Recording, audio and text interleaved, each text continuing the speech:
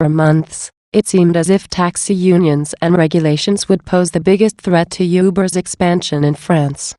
Widespread protests crippled major cities earlier this year, and a recent court ruling forced Uber to shutter its UberPop low-cost service. Now, the ride-hailing company is facing resistance from a more unlikely source: its own Parisian chauffeurs. Frustrated with Uber's recent decision to cut fares across Paris, some drivers have staged protests, formed unions, and even created their own competing services.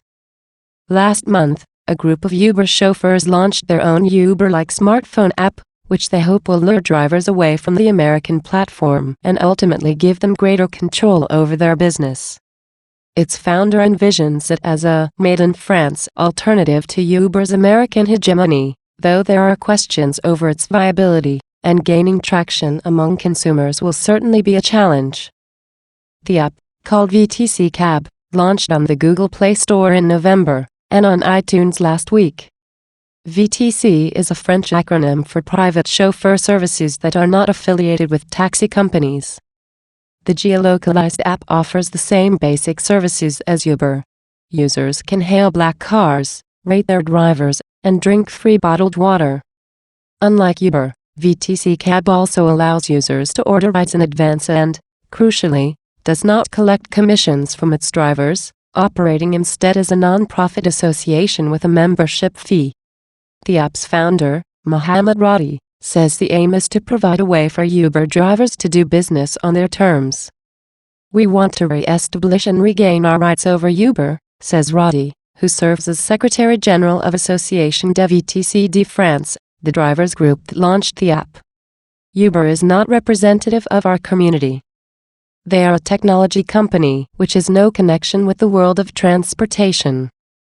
So they treat human beings like a number, like a figure on a computer.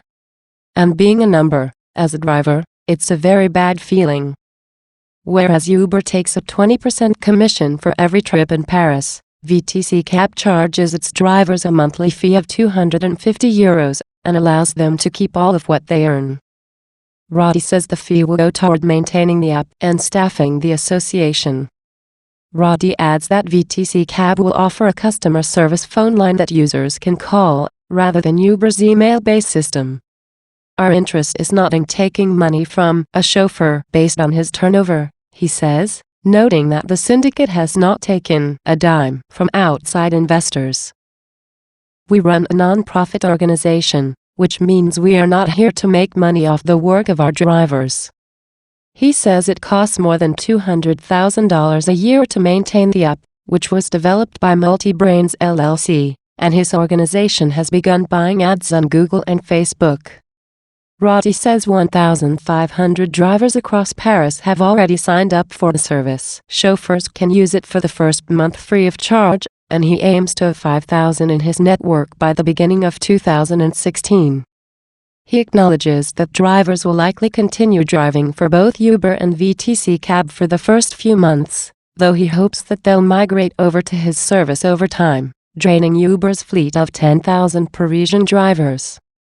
That, he says, will lead to longer wait times and surge pricing for Uber users, hopefully convincing customers to switch to VTC Cab. The promise of zero commissions may be enticing to some disgruntled Uber drivers, though it's not clear whether customers will follow. The service will charge passengers at the same rate that Uber charged prior to slashing its fares in Paris last month, €1.40 per kilometer with an €8 minimum ride. Last month, Uber lowered its fare in Paris by 20%, a decision that sparked small protests outside its headquarters and set minimum rides at €5. So far, only between 500 and 1,000 Android users have downloaded VTC Cab, according to its Google Play page. Radi says the app's more personalized service and made-in-France branding will eventually bring clients to his platform. He notes that users can choose their own chauffeurs and develop closer relationships with them over time. And he says customer service will be even better than what Uber offers. But others aren't so confident.